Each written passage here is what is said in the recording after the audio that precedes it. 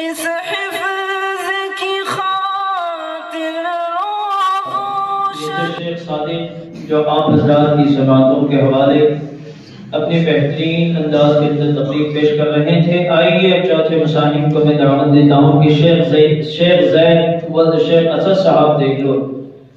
میں نے دعوت دیتا ہوں کہ بھائی اپنی تقریر حقوق والدین اس عنوان پر پیش کرنا ہے۔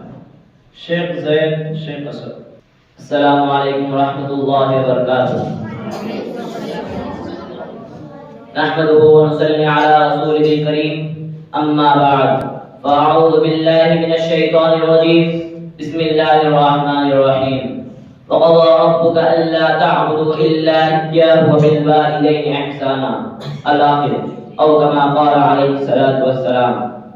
صدر محترم، معزز اساتذہ اکرام، حکم صاحبان اور میرے عزیز ساتھیوں، رب کائنات کا عظیم و احسان و کرم ہوا کہ مالک دو جہاں نے ہمیں اس پرنور اور بابرکت اجلاس میں بیٹھنے کی توفیق دی۔ اللہ اس پروگرام کو قبولیت سے نوازے، آمین۔ اس متبرک محفل میں مجھے حقوق والدین پر خطاب کرنے کا موقع ملا، اس لیے میں چند منٹ اسی عنوان پر گفتگو کروں گا۔ امید ہے کہ سنجیدگی کے ماحول کو برقرار رکھیں گے۔ حضرات گرامی، اگر آج کے پرفتن دور میں ہم دنیا پر ظاہرہ نظر ڈالیں تو یوں محسوس ہوتا ہے کہ ہر صنف سے اپنے حقوق کے مطالبے کی صدا سنائی دیتی ہے۔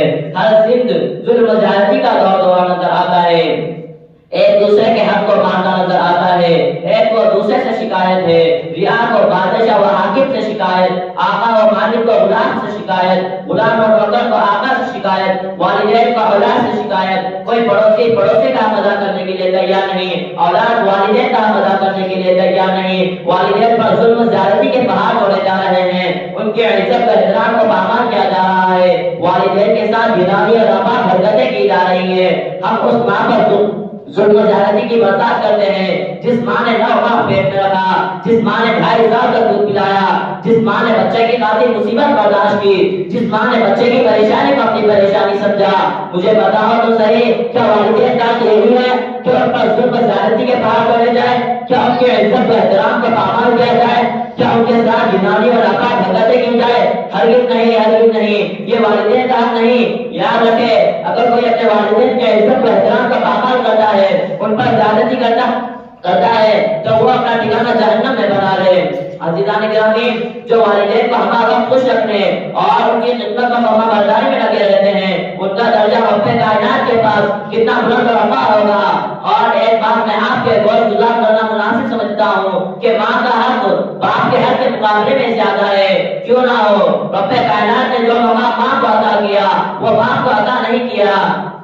ماں بچے کے لیے تکالیف و مصائب کو برداشت کرتی ہے، ماں بچے کے لیے سردی کو برداشت کرتی ہے، ماں بچے کے لیے اپنی نیند کو قربان کرتی ہے، ماں بچے کے لیے اپنا سب کچھ قربان کر دیتی ہے جو باپ نہیں کر سکتا۔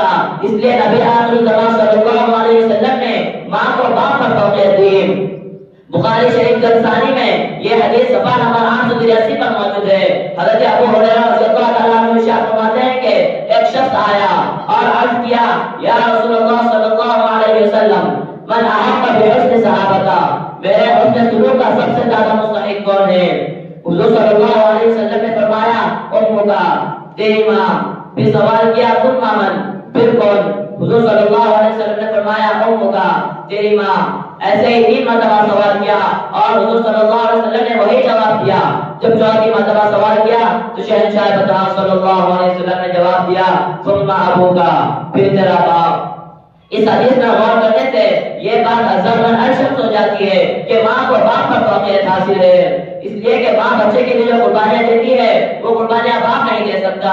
میں یہ نہیں کہتا کہ باپ قربانیاں نہیں دیتا، وہ بھی بچے کی خاطر مصیبت کو اپنے سر پر رکھتا ہے، ان بچوں کی دلکش مسکراہٹ دیکھنے کی خاطر اپنے وطن کو چھوڑ دیتا ہے، پردیش کو اختیار کرتا ہے، روپے کما کر لاتا ہے، پھر بچوں کو تعلیم دیتا ہے، بچوں کو اچھا لباس پہناتا ہے، بچوں کو اچھے سے اچھا کھلاتا ہے، دن بھر مزدوری محنت کرتا ہے اور ان روپیہ پیسوں سے بچوں کی راحت کا انتظام کرتا ہے۔ باپ بچوں کے خاطر ان تمام قربانیوں کو برداشت کرتا ہے، لیکن یاد رکھے، باپ کی تمام قربانیاں ماں کے اس وقت کا مقابلہ نہیں کر سکتی جس وقت ماں وقت کاٹ کر تم کو جنم دیتی ہے۔